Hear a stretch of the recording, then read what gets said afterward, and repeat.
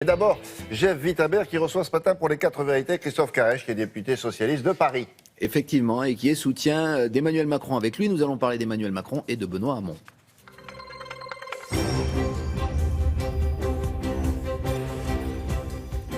Bonjour Christophe Caresche. Bonjour. Une France ingouvernable, s'il est élu, une attitude immature, un marchepied au Front National. On peut dire que le candidat que vous soutenez, Emmanuel Macron, n'a pas été épargné, c'est vraiment le moins qu'on puisse dire, hier par Benoît Hamon, qui est le candidat du parti auquel vous appartenez toujours, le Parti Socialiste. Comment vous vivez cette situation ? C'est peut-être la marque d'une certaine fébrilité. En tous les cas, je trouve que ces attaques ne sont pas fondées, elles sont injustes, notamment sur l'ingouvernabilité, parce que ce qu'essaye de faire justement Emmanuel Macron, c'est de constituer une force politique qui soit cohérente, avec des gens venus, c'est vrai, de partis différents, mais qui pensent la même chose sur la question européenne, sur les questions économiques, sur la démarche réformiste. Et donc, précisément, ce qu'essaye de faire Emmanuel Macron, c'est de retrouver de la cohérence pour mieux gouverner. Mais Benoît Hamon a-t-il tort de dire que la politique que ferait Emmanuel Macron s'il arrivait au pouvoir a plutôt échoué depuis 2012, que le centre-gauche, le libéralisme comme il l'appelle lui, n'a pas été reconduit dans les différents pays, et que lui il incarne peut-être quelque chose de différent? Non, mais ça c'est toujours un peu la vieille politique qui consiste à mettre des étiquettes, hein, les libéraux, la droite, etc., et délimiter les périmètres. Essayons d'avoir quand même le débat de fond. Ce que propose Emmanuel Macron, c'est un certain nombre de réformes extrêmement ambitieuses. Par exemple, sur les retraites, sur l'assurance chômage. Et donc, il propose effectivement d'aller plus loin dans un certain nombre de réformes pour adapter notre modèle économique et social. Et la France a besoin de cela. Ce qui serait mauvais pour la France, c'est de se réfugier dans une forme de conservatisme qui existe à droite comme à gauche. Et vous y classez dans ce conservatisme Benoît Hamon. Est-ce qu'il n'a pas la légitimité quand même de cette primaire de la gauche? À quoi cela servait-il de voter si aujourd'hui on lui dit finalement ces règles du jeu on ne les accepte pas, non. Vous n'êtes pas le candidat légitime? Bien sûr qu'il a une légitimité et je comprends que ça puisse y compris choquer certaines personnes. La vérité, c'est que nous sommes dans un moment très particulier de la vie politique française. Je vous le dis plus abruptement, pourquoi vous ne soutenez pas naturellement Benoît Hamon, puisque vous êtes... Mais parce que j'ai des différences de fond, comme Bertrand Delanoë a pu les exprimer il y a quelques jours. Nous sommes des responsables politiques qui avons inscrit notre action dans le Parti socialiste. Ce sont des décisions qui ne sont pas faciles à prendre. Mais il y a un moment où on constate que les divergences sont tellement importantes que Même si les électeurs de gauche ont tranché. Écoutez, pendant 5 ans, cette majorité auquel j'ai appartenu, j'ai constaté qu'elle s'était divisée sur beaucoup de choses. Et que c'est vrai qu'on a le sentiment qu'il y a quand même des différences qui fait qu'aujourd'hui, c'est très difficile de nous retrouver. Alors justement, vous deviez co-signer aujourd'hui une tribune avec d'autres députés, des parlementaires qui devaient se rallier à Emmanuel Macron, des députés et des sénateurs socialistes. Pourquoi cela ne s'est pas fait finalement? Il y a eu un projet en tout cas. Tout ça, c'est des choses, des péripéties, pas beaucoup d'importance. La vérité, c'est que chacun peut soutenir ou pas d'ailleurs Emmanuel Macron. C'est une décision individuelle. Il y a en ce moment les parrainages. Oui.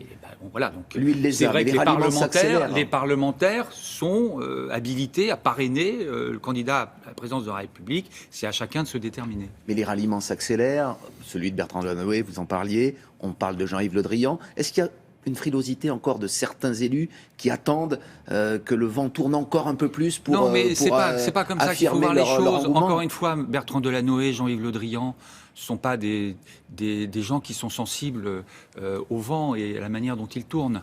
Ce sont des gens qui ont des convictions et qui, s'ils font cette démarche, c'est parce qu'ils y croient.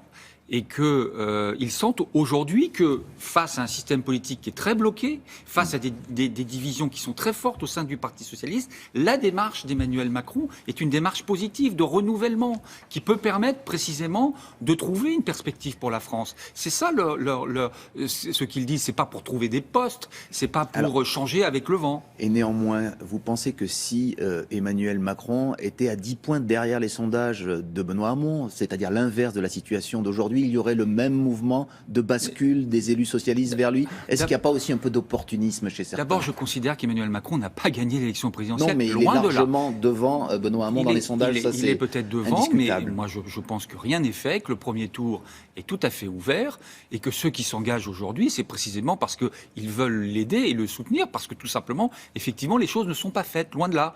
Je pense que François Fillon peut très bien retrouver une certaine audience, Benoît Hamon aussi. Moi, j'ai beaucoup de respect pour Benoît Hamon, je ne suis pas là pour le dézinguer, pour le critiquer. Il a un projet dans lequel je ne peux pas me reconnaître. Bertrand Delanoë a dit qu'il était dangereux. Vous pensez vous estimable. aussi que ce projet est dangereux pour la France, comme Pas Bertrand pour la Delanoë l'a France, dit? c'est pas ce qu'a dit Bertrand Delanoë. Il a dit qu'il était dangereux pour le rassemblement des Français. Dangereux en tout cas. Donc de la gauche. Non, c'est un projet qui, pour moi aujourd'hui, n'est pas suffisamment crédible. Voilà. Alors il essaye, et il a raison, de recentrer sa campagne, d'amener des éléments nouveaux. Il l'a fait hier soir et je trouve ça très bien. Mais je pense que la crédibilité, précisément, aujourd'hui, elle est dans le projet d'Emmanuel Macron. Partager le même candidat qu'Alain Madelin, que François Bayrou, que Jean-Paul Delevoye, qui était un ancien candidat à la présidence du RPR, vous, ça ne vous pose aucun problème? Mais ça ne me gêne pas, parce que c'est la démarche justement qui est proposée. La démarche qui est proposée, c'est de dire qu'à droite et à gauche, il y a des gens qui pensent la même chose et qu'il serait peut-être temps qu'ils s'associent pour essayer de faire des choses ensemble. Vous savez, moi, à l'Assemblée nationale, j'ai fait beaucoup de rapports avec des collègues de l'opposition, de droite, et donc, il m'est arrivé d'être d'accord avec eux. Pas tout. Vous n'y croyez plus, vous non plus, au clivage droite-gauche? Vous pouvez vous allier à des personnalités de droite pour en tous les cas, pour le demain. moment, ce clivage me semble moins pertinent.